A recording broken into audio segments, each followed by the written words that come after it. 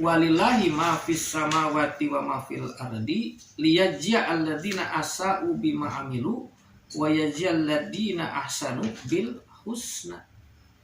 Jadi artinya apa? Allah pemilik segala yang di langit dan di bumi ini. Untuk apa? Liyajziyal ladziina asa'u bima amilu adalah untuk memberikan balasan. Kepada siapa? Kepada orang yang berbuat keburukan dengan apa yang telah mereka perbuat itu. Dan untuk memberi balasan kepada orang yang berbuat baik dengan kebaikan. Jadi Allah pemilik langit dan bumi. Ternyata langit dan bumi ini satu ruang. Di situ ada manusia. Satu sistem hidup, di situ ada manusia. Ternyata tujuannya di sini adalah untuk memberikan balasan kepada manusia atas apa yang dia perbuat. Jadi ini adalah sarana, dunia langit dan bumi adalah sarana untuk manusia untuk berbuat. Silakan berbuat. Maka ada perbuatan yang bernilai baik dan ada perbuatan yang bernilai buruk. Nah, nilai baik dan buruk ini nanti akan ada konsekuensinya. Begitu. Berarti sama dengan kita ini berada di ruang ujian. Coba yang namanya ujian apa? Yang namanya ujian berarti orang dituntut untuk berusaha baik. Ya enggak? Berusaha benar sehingga nanti yang benar akan mendapatkan imbalan, yang buruk juga akan mendapatkan resiko. Kita semua diuji. Berarti tidak ada seorang pun di dunia ini yang lepas dari konsekuensi ujian. Ternyata perbuatan kita ini sedang diuji, sedang diperhatikan, sedang didata untuk nanti mendapatkan sebuah balasan, sebuah imbalan. Sebuah keputusan. Ya, dan ya sebuah keputusan, akhirnya akan ada keputusan itu.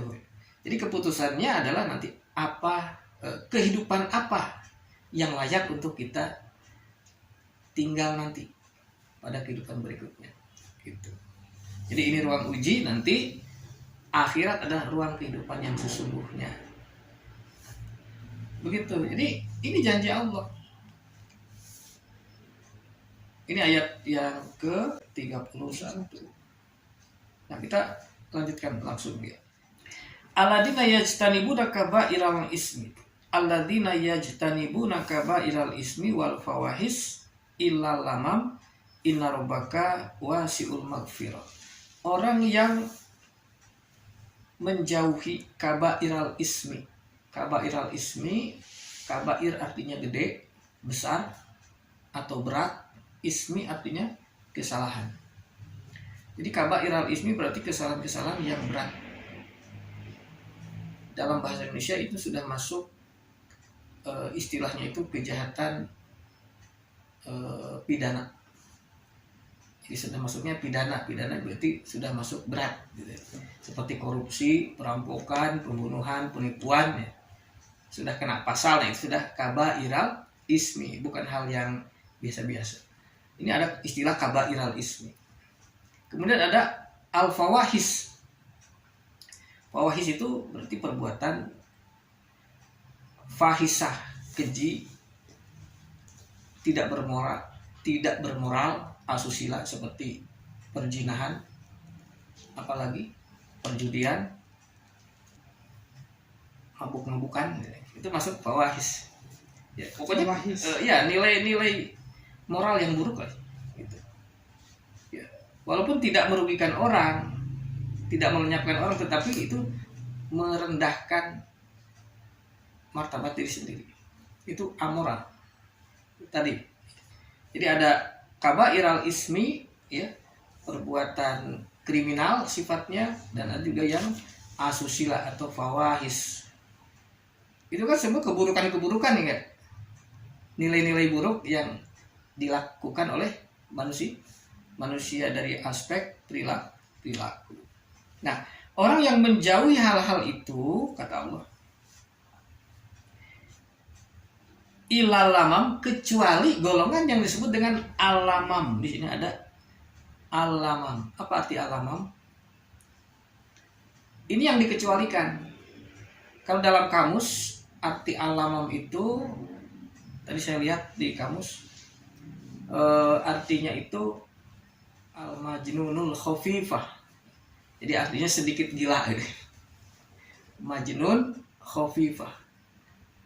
Ya, artinya sedikit gila atau setengah gila. Kalau secara arti kata, ini maksudnya apa? Nah, kita tunda dulu ini. Apa yang dimaksud dengan ilalamam? Kecuali golongan alamam ini. Siapa mereka? Maka di sini inna rabbaka wasi'ul maghfirah. Sungguh Allah itu meluaskan pintu ampunan. Allah membuka luas pintu ampunan kepada orang-orang yang tadi yang menjauhi perilaku-perilaku yang jahat dan asusila, kecuali yang alamam ini. Golongan alamam ini tidak dibukakan pintu ampunan. Jadi siapa kira-kira golongan alamam ini? Yang tetap berbuat dosa. Ya, jadi yang tetap berada di situ, orang yang betah di situ, nggak mau diperingatkan, nggak mau dikasih tahu. Orang yang suka keluar masuk penjara, misalkan gitu ya. Ya padahal nggak kapok-kapok, kan ada nggak? Ada orang yang seperti itu. Ya jadi kira-kira ini sudah nggak mau sadar, ini sudah majnun, ya. Sudah orang yang sudah dikatakan gila, bukan gila itu ya, bukan gila saraf, tetapi memang sudah tidak mau disadarkan. Ada tipe manusia seperti itu ya. Ada nggak? Ada. Nah, jadi memang sudah di situ, sudah hidupnya di maksiat itu ya. Sudah dikasih tahu, sudah diperingatkan, sudah dihukum apapun, tapi ya larinya ke situ lagi itu alamam. Ya udah nggak bisa. Alam. Ya. Dalam konteks ini itulah yang disebut dengan alamam, yang tidak mau menjauhi dunia hitam. Dia tetap berada di situ. Nah itu. Jadi sekalipun orang itu sudah pernah hidup di dunia hitam, tetapi dia mau yajtanibuna, mau menjauhinya, mau meninggalkannya. Itulah yang Allah buka pintu ampunan. Kemudian apa lagi?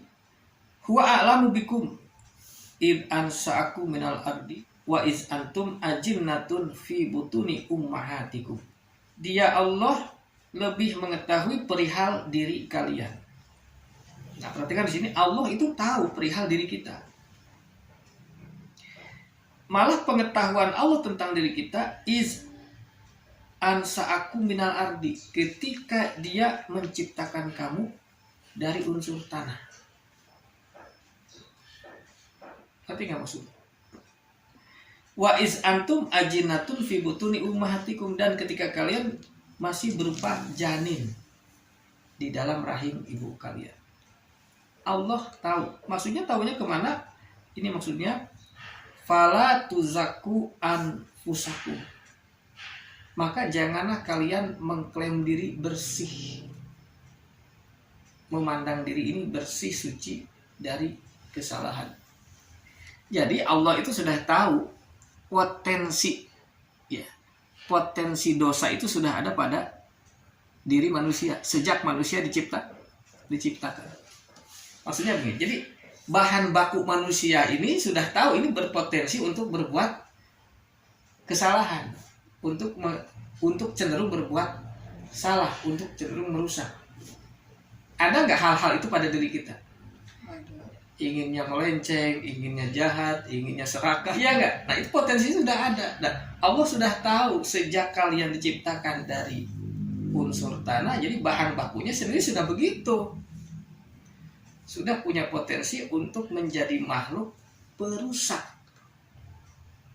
Jadi kalau kita belajar dalam psikologi juga ada, ya, bahwa manusia ini secara psikologi, ya, ada potensi untuk menampilkan tindakan-tindakan yang merusak, tindakan yang ingin membebaskan dirinya untuk berbuat apapun. Sehingga itulah yang menyebabkan timbulnya berbagai kerusakan. Nah itu, jadi Allah sudah tahu, maka fala tuzakku anfusakum. Jangan memandang dirimu bersih. Jika tidak ada manusia, seorang pun manusia di dunia ini yang diklaim ini orang bersih, ini orang suci. Ada nggak kecenderungan ke sana? Menganggap si anu suci, bersih. Ada. Nah, ada nanti ke sana gitu. Nggak bisa, kata Allah nggak bisa. Semua manusia sama, termasuk juga para nabi, para rasul manusia bukan? Manusia biasa, ya, tak luput dari potensi untuk berbuat keliru, berbuat salah. Sama semua, gitu. Nah, kemudian apalagi? Fala tuzakku anfusakum huwa a'lamu bimanit taqwa. Huwa a'lamu, dan dia Allah lebih mengetahui bimanit taqwa, tentang siapa yang lebih takwa. Nah, jadi Allah pun tahu nanti siapa yang dari manusia ini, ya, yang mengikuti jalan Allah dan mengikuti pembinaan ketakwaan. Allah sendiri langsung yang akan memberikan penilaian, ya, dan jelas nanti yang akan memberikan keputusan. Jelas ya ini. Jadi apa tadi tujuan kita ada di samawat wal ard ini sebenarnya ruang uji dari Allah. Perbuatan kita ini sedang diuji. Kita ini mengarahkan diri kemana nih? Membiarkan diri dalam kehidupan mengikuti hawa nafsu, atau mengarahkan diri kepada ketakwaan. Nah itu ya. Nah, pertanyaan tadi, bagaimana kalau orang itu sudah tenggelam dalam kemaksiatan? Ini ayatnya. Asal dia mau meninggalkan, Allah membuka pintu ampunan itu. Ya enggak? Gitu ya. Dibuka pintu ampunan. Walaupun udah banyak banget nggak apa-apa. Betul sekali. Dia hijrah keluar ya, dari situ betul ya. sekali. Ini jelas ayatnya. Wajtani. Aladina yajtanibuna. Yajtanibuna kan artinya menjauhi. Meninggalkan, berarti maksudnya dia asalnya di situ bukan? Iya. Bisa jadi dia asalnya di situ, tapi dia tinggalkan, dia jauhi, kan itu maksudnya. Atau secara umum untuk manusia umumnya juga yang memang tidak hidup di dunia hitam, di dunia gelap, tetap dia juga jangan masuk ke situ, menghindari hal-hal yang seperti itu, ya. Menghindari kejahatan, tindakan kriminal, perbuatan-perbuatan asusila itu tinggalkan semua. Supaya apa? Supaya Allah membuka pintu ampunan. Nah itu jadi. Kemudian afara'aita alladzi tawalla, ayat berikut. Maka coba perhatikan orang yang tawalla, orang yang berpaling. Apa yang dimaksudkan berpaling? Berpaling dari ayat-ayat Allah tentunya ya. Berpaling dari peringatan Allah, dari pelajaran Allah. Akan ada ya orang yang berpaling. Berpaling berarti dia nggak mau dengar, nggak mau ngikutin pelajarannya. Namanya tawalla. Nah, ya apa ro'aita? Apakah kamu tidak melihat, tidak perhatikan? Ada orang yang berpaling dari peringatan Tuhan, dari pelajaran Tuhan. Yaitu ayat berikutnya wa'ato qalilan wa'aqda. Atau qalilan, dia memberi sedikit. Memberi apa? Maksud memberi perhatian sedikit. Dia dengar juga, menerima juga informasinya, tapi dia atau qalilan. Tetapi dia memperhatikan, memberi perhatian sedikit. Tidak sepenuhnya. Wa akda, dan akhirnya dia akda, menutup diri. Iya, jadi menutup diri dari peringatan dan pelajaran ayat-ayat Allah itu. Nah ini penegasan Al-Quran tentang mereka yang berpaling, yang hanya memperhatikan sekilas dan akhirnya dia menutup dirinya dari pelajaran Allah. A'indahu, pertanyaannya, a'indahu ilmul ghaib fahuwa yara.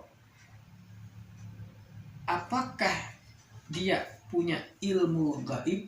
Apa arti ilmu gaib? Pengetahuan tentang perkara gaib. Wa huwa yara, dan dia bisa melihat itu. Berarti peringatan Allah dan pelajaran Allah ini tentang apa? tentang ilmu gaib. Ilmu gaib artinya pengetahuan perkara yang manusia belum menyaksikan. Peristiwa-peristiwa penting, hal-hal yang penting untuk manusia ketahui tapi manusia belum menyaksikan. Apa diantaranya perkara gaib? Yang paling utama yang diperingatkan di dalam Al-Quran adalah hari kebangkitan. Iya enggak? Apa dia tahu adanya hari kebangkitan? Apa dia tahu perkara gaib? Gitu.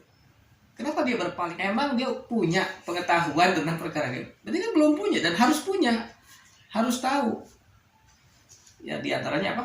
Hari kebangkitan, kemudian padang mahsyar, kemudian adanya keputusan Allah nanti, kemudian pada berikutnya adalah adanya kehidupan jannah dan jahanam.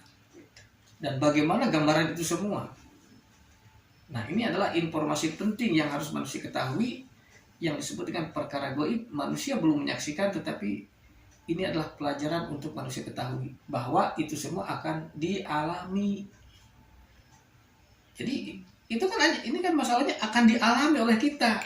Nah, kitanya nggak mau tahu gitu, menutup diri, ya udah rugi nantinya, rugi dan celaka nantinya. Gara-gara kita nih atau qalilan wa aqda, hanya memberikan sedikit perhatian tetapi dan akhirnya kita menutup diri kita dari pelajaran-pelajaran Allah. Nah, maka ditanya ya, indahu ilmul ghaib fahuwa yara, emangnya dia punya pengetahuan yang gaib dan dia bisa melihat itu? Kan nggak tahu, nggak punya. Sementara manusia harus tahu, karena itu akan mereka alami. Nah, itu jelas ya ini. Kemudian lam yunabba, ayat berikutnya, lam yunabba bima fi suhufi Musa, atau apakah belum sampai berita bima fi suhufi Musa, dengan apa yang ada dalam lembaran kitab Musa. Nah, ini pertanyaan juga, ataukah belum sampai berita ya bima fi suhufil Musa, ya, dengan apa yang ada dalam lembaran kitab Musa, bahwa perkara gaib ini juga sebenarnya sudah pernah disampaikan beritanya dari kitab Musa. Berarti sebelum Al-Quran ada kitab Musa yang disebut dengan Taurat. Jadi kitab Musa itu Taurat ya. Kemudian apalagi? Wa Ibrahim alladzi wafa, dan juga Ibrahim. Jadi berita gaib ini ya, berita peristiwa besar ini juga ada di dalam lembaran kitab Ibrahim. Suhufula Ibrahim. Alladzi wafa, di sini Ibrahim yang alladzi wafa. Wafa artinya menyempurnakan. Jadi Ibrahim itu adalah orang yang menyempurnakan dirinya. Dengan apa? Ya dengan pelajaran Allah. Jadi manusia ini, sempurnanya penciptaan manusia oleh Allah adalah dengan pelajarannya. Jadi Allah itu menciptakan manusia bukan sekedar diciptakan titik sudah, enggak. Diciptakan, dikasih rezeki, diberi waktu untuk hidup sampai di situ, enggak, belum sempurna, tapi juga diberi pelajaran. Makanya dikasih oleh Allah kita ini pendengaran, penglihatan, dan penanggapan untuk menerima pelajaran. Ya enggak? Nah, sempurnanya manusia di situ. Maka Ibrahim ini alladzi wafa, orang yang menyempurnakan dirinya dengan pelajaran-pelajaran Allah. Nah, kita juga sama. Tadabbur Quran ini dalam rangka itu, ke arah menyempurnakan penciptaan diri kita dengan pelajaran dari Sang Pencipta kita sendiri. Jadi memang harus tahu, harus ikut pelajaran ini. Supaya apa? Ya supaya sempurna penciptaan kita. Dan sempurnakan itu dengan mengamalkan, menjalankan apa yang Allah ajarkan. Itu arahnya kan ke sana ya. Ala tajiru wajiratun wijra ukhra. di antara pelajaran penting kepada para nabi ini, la tajiru wajiratun wizra ukhra, bahwa apa artinya? Ala tajiru waziratun wizra ukhra. Setiap diri manusia ini adalah waziroh. Waziroh ini artinya yang punya beban tugas hidup. Arti waziroh ya, wazir itu artinya yang punya beban. Bebannya apa? Beban yang dimaksud adalah tugas. Kan tadi dia dikatakan walillahi ma fis samawati wa ma fil ardi liyajia. Allah pemilik langit dan bumi ini hendak memberikan imbalan balasan kepada manusia berdasarkan apa yang manusia perbuat. Jadi Allah memberikan beban tugas untuk manusia perbuat. Ya enggak? Jadi wajiroh artinya setiap diri kita adalah wajiroh. Punya beban. Punya beban. Yang ngasih beban siapa? Ya Allah. Allah ngasih beban kepada kita, beban itu adalah tugas hidup. Di antaranya tugas hidup itu yang pertama adalah beban kita dari Allah adalah tugas untuk pembinaan takwa. Dan yang kedua adalah beban itu adalah tugas untuk penerapan takwa. Jadi pembinaan takwa itulah ibadah yang Allah ajarkan yang inti kepada 3 ya. Pembinaan takwa itu yang berinti kepada 3 yang selalu diulang-ulang. Pertama adalah baca Al-Quran. Yang kedua adalah sholat. Yang ketiga adalah infak. Jadi baca Al-Quran, sholat, dan infak ini inti daripada pembinaan takwa. Supaya orang takwa, maka ini pembinaan. Baca Al-Quran untuk apa? Untuk mengisi pembentukan pemikiran, alam pikiran. Supaya alam pikiran kita dicerahkan, diterangi tentang makna hidup ini. Kan jadi tahu. Nah, setelah itu sholat. Aqimi sholata lidzikri. Sholat untuk membina kesadaran. Sehingga dengan sholat kita menjadi orang yang selalu sadar kepada Allah dengan ajarannya, dengan ketentuan-ketentuannya. Jadi nggak sholat berarti nggak mau sadar. Ya nggak? Nah itu pembinaan takwa. Sholat sasarannya kesadaran. Infak. Infak untuk mengikis ketergantungan kepada dunia. Jadi manusia itu punya watak hubud dunia, cinta dunia. Nah maka dengan ini bisa dikikis. Mengikis. Ya, mengikis watak hubud dunia, cinta dunia. Gitu. Kemudian lebih dari itu, maka dengan infak kita bisa membangun, bisa memberi manfaat bagi sesama, bagi lingkungan. Dalam arti bisa memberi manfaat bagi kehidupan. Jadi dengan infak ini kita bukan hanya menjadi orang yang menikmati hidup, tetapi bisa juga memberi manfaat bagi kehidupan ini. Calon penghuni jannah harus begitu. Memberikan manfaat kehidupan. Ya.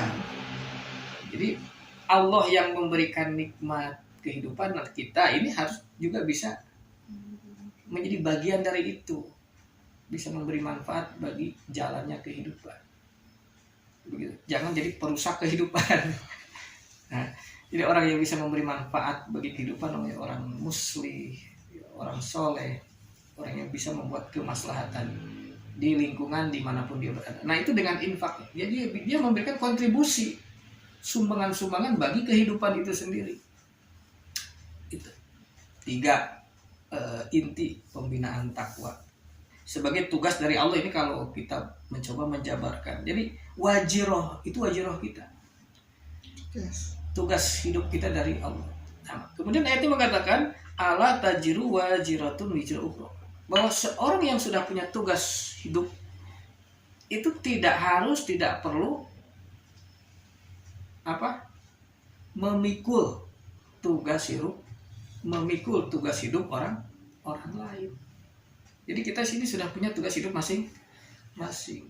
Tugas hidup pembinaan takwa dan juga tugas hidup tadi penerapan takwa.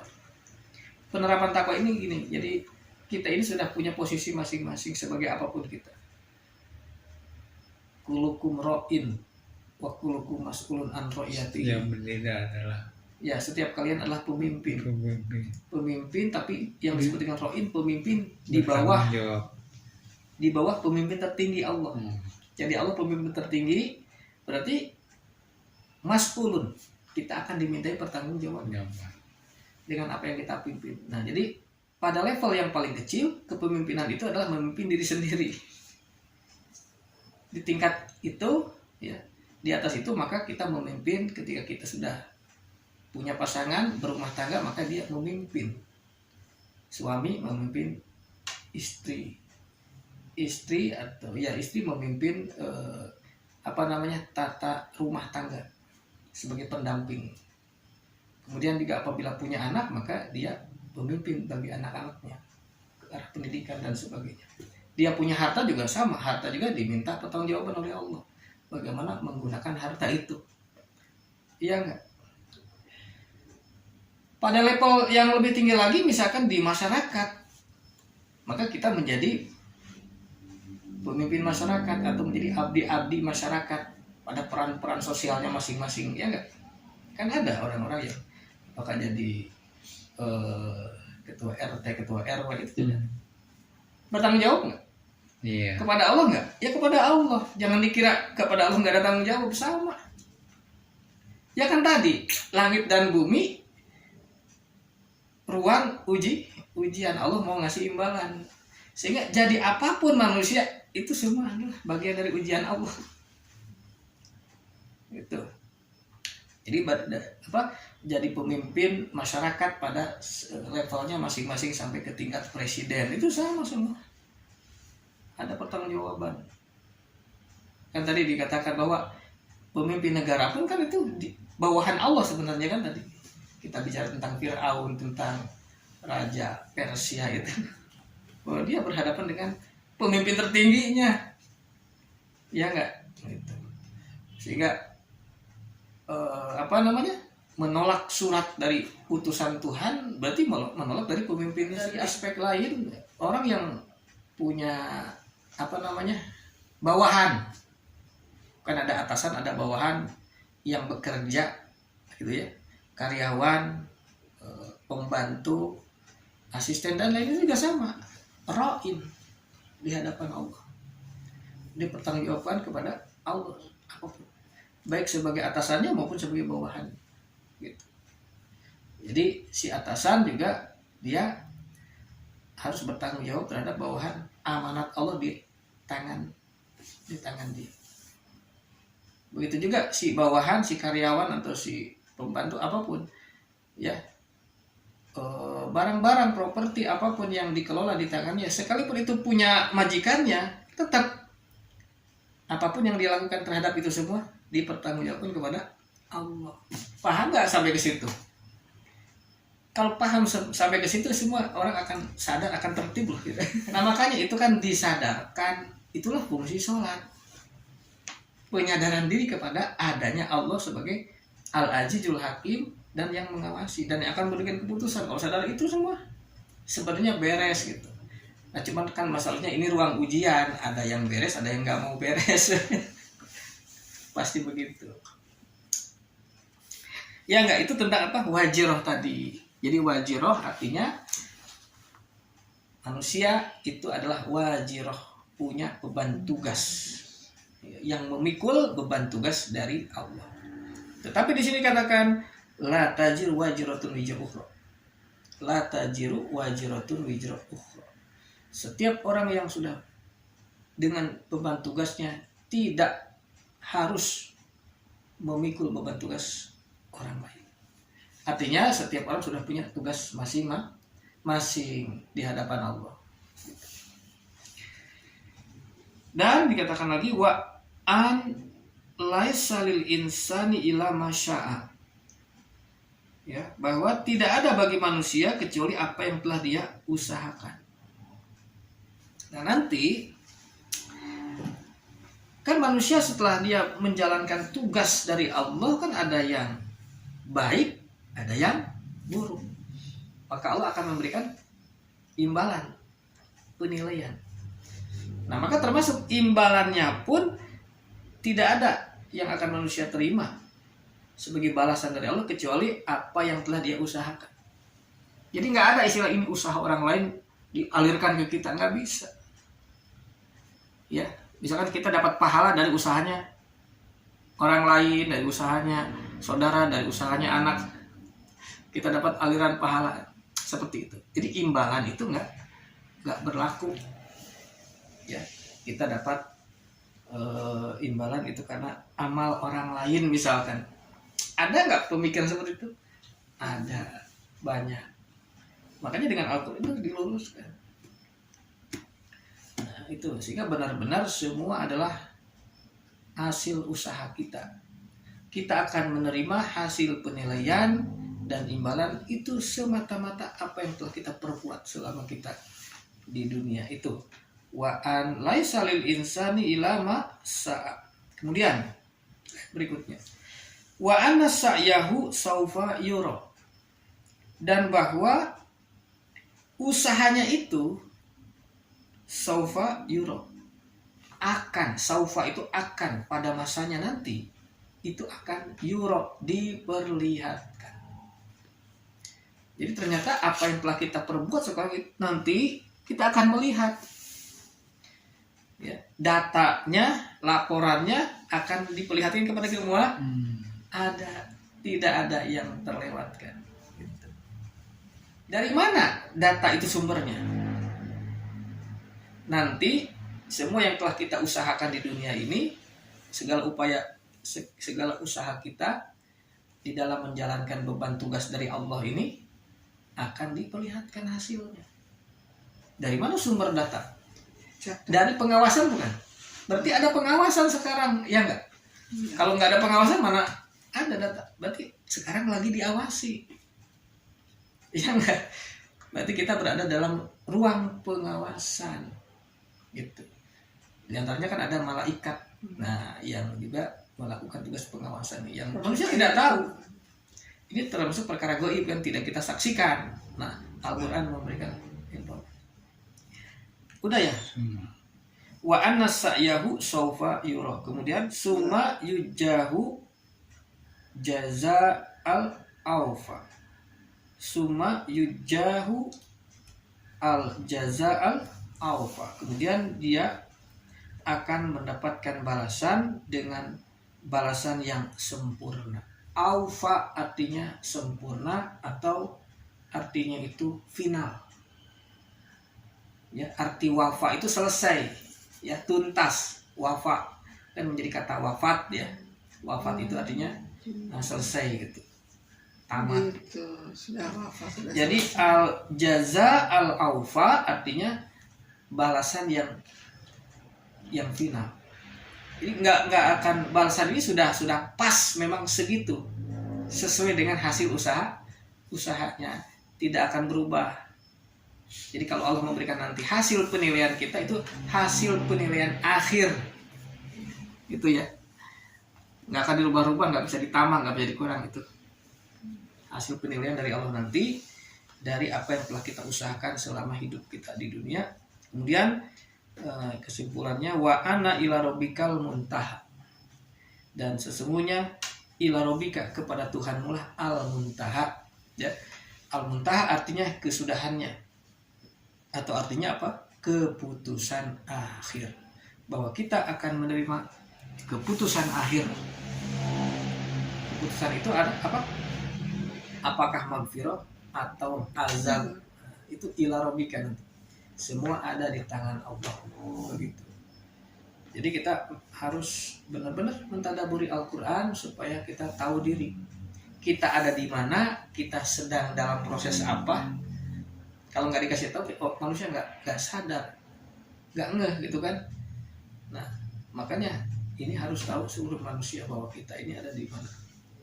Dan juga sekaligus Quran juga bukan hanya memberikan peringatan, bukan hanya memberikan pelajaran, tetapi juga apa? Meluruskan info-info yang menyimpang, informasi-informasi, keterangan-keterangan yang seolah-olah itu dari agama, tetapi sebenarnya itu menyimpang. Akhirnya mengakibatkan apa? Kualitas amalnya jadi tidak memenuhi standar. Gitu. Jadi ibadahnya jadi nggak sungguh-sungguh, nggak benar-benar, sehingga mengandalkan syafaat lah, mengandalkan aliran amal dari orang lain lah dan sebagainya, sehingga tidak memaksimalkan diri sendiri. Jadi berdasarkan ayat ini itu benar-benar bahwa setiap orang sudah punya tugas masing-masing dari Allah. Sok itu jalankan itu semua ya, tugas hidup kamu. Kemudian tidak ada yang akan mendapatkan hasil kecuali semata-mata hasil upayanya sendiri. Begitu. Dan semua akan melihat. Pada akhirnya semua juga akan hasil laporannya akan diperlihatkan. Nah, itu saya kira ya tentang kajian kita pada malam ini.